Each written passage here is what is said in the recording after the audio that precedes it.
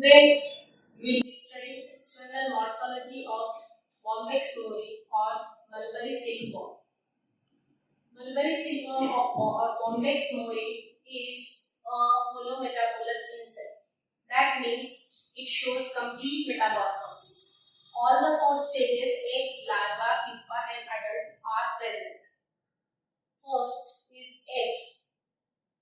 Egg is either oval or spherical or elliptical in shape. It's white in color. Weight roughly 2000 eggs per gram. The outer covering of the egg is called as chorion. Chorion is protective membrane. Inside chorion is the vitelline membrane. Vitelline membrane encloses protoplasm and yolk. At the anterior side of the chorion, you will find there is presence of a small hole called as micropyle.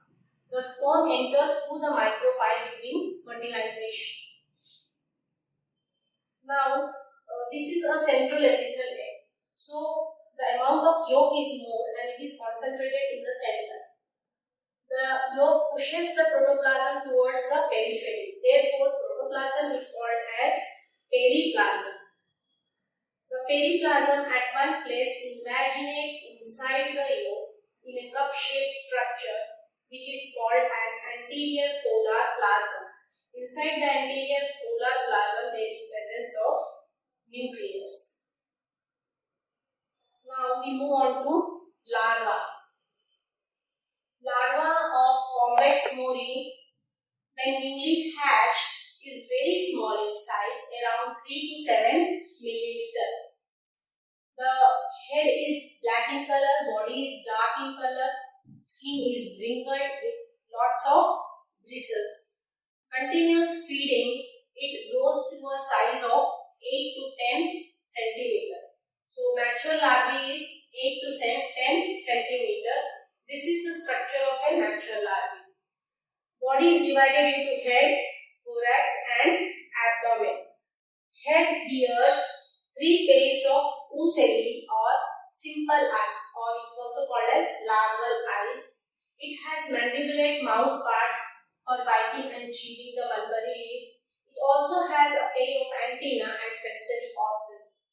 Head is hypognathous and small in size. Then thorax is 3-segmented: prothorax, mesothorax and metathorax.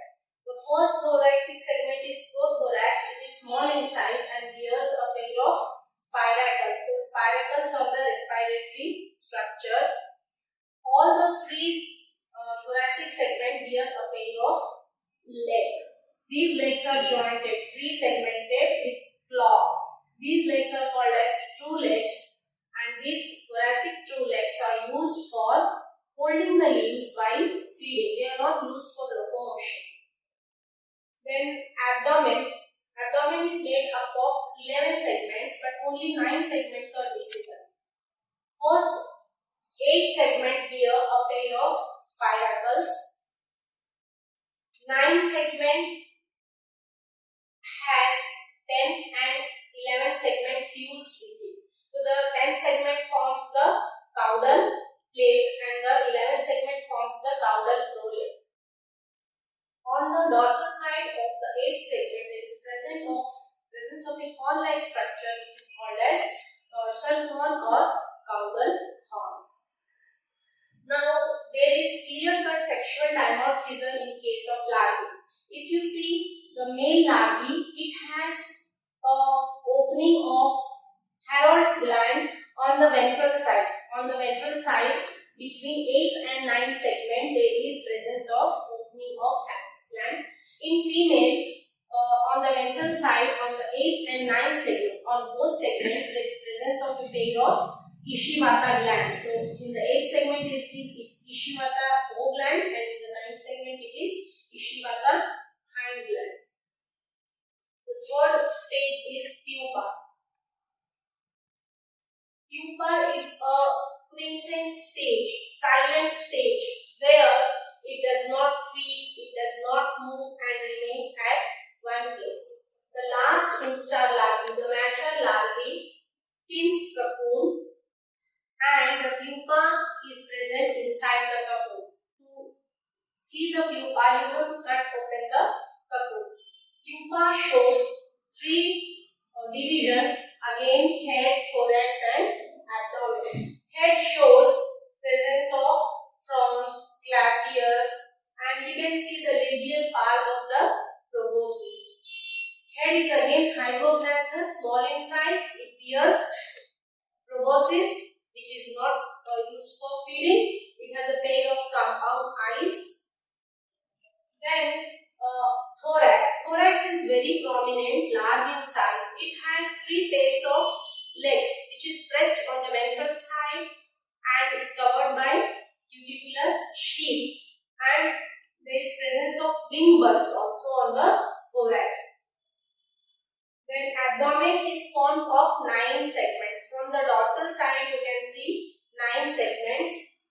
On the abdomen, segment number 1 to 7, on the lateral side you can see spiracles. Even in case of pupa, sexual dimorphism is very clear, but in case of female, on the 8th segment you can see a vertical line, and because of this it looks like a X mark. So this is the sexual marking in the female pupa, which is absent in male pupa. In male pupa you will find a small milky white dot on the ventral side in the median position of the 9th segment. The last stage is the adult stage. Due to domestication, since many centuries, adult moths have lost the power of flight. The whole body is covered with scales. Even the wings are covered with scales. It is white in color, bulky. Abdomen is very bulky. Female moth is larger and bulkier than the male moth. Again, here the body is divided into head, thorax and abdomen. Head is small in size. It bears a pair of compound eyes, large bipectinate antenna. Then thorax, again thorax has 3 segments, prothorax, meso and metathoracic segments. Meso and metathoracic, that is the second and the third segment, bear a pair of wings. First, second and third, all the 3 segments bear a pair of legs on the ventral side. Thoracic segments visible are 8 in case of male and 7 in case of female. Okay. Now, here again sexual dimorphism is very clear cut. In case of male moth, you will find abdominal segments 8. Antenna is large in size. In female moth, antenna is small in size. Then the last segment, caudal end, has caudal plate, which has presence of 2 hook-like structure in case of male moth. In case of male moth, it has hook-like structure, a pair of hook-like structure called as harpins, which is used during copulation. In case of female moth, you will find at the caudal end there is presence of a knob-like structure which has sensory heads, and this knob can evert out and go inside, and it helps in expelling the pheromones to attract the males for copulation. So here we end up with external morphology of Bombyx mori. Let us see the actual specimens that we have in our laboratory for the external morphology of Bombyx mori. Okay, so this is the egg sheet. This is the egg sheet. On the egg sheet you can see eggs in circular fashion. Each circle of egg has been laid by individual female moth. This sheet we procured from Sericulture Institute Y. What they do is they arrange a ring, and inside the ring they place the female moth so that she lays the egg in that circle only. So this is egg sheet. This is larva of Bombyx mori. This is the dorsal side of the larva. You can see slight elevation This is called as hump region. Okay. On the lateral side, you can see black spots. These black spots are the spiracles. They are present in the first thoracic segment and abdominal segments 1 to 8. Head is hypognathous on the ventral side with mandibulate mouth parts. You can see the thoracic legs or thoracic appendages first, second and third. Okay. Then pseudo legs. In segment number 3, 4, 5 and 6, you can see the pseudo legs. The pseudo legs at the distal end have spines. So you can see blackish tinge. Those are the spines. On the 9th segment also there is presence of pseudo leg, which is called as the caudal proleg. On the dorsal side of the 8th segment, very small dorsal horn you can see. Very small dorsal horn. Now pupa. Third stage is pupa. So this is the dorsal side of pupa. Dorsal side of pupa.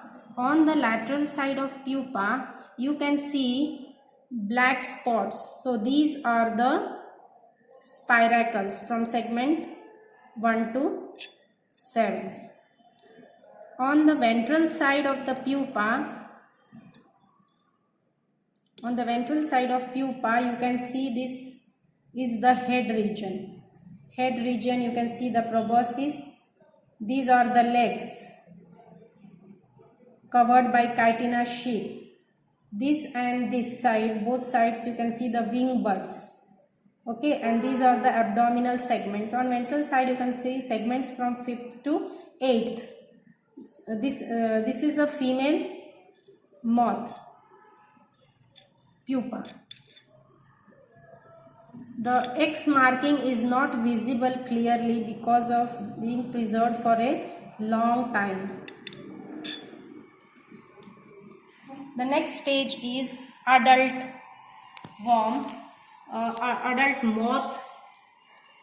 So in adult moth you can see bipectinate antenna. Can you see the antenna?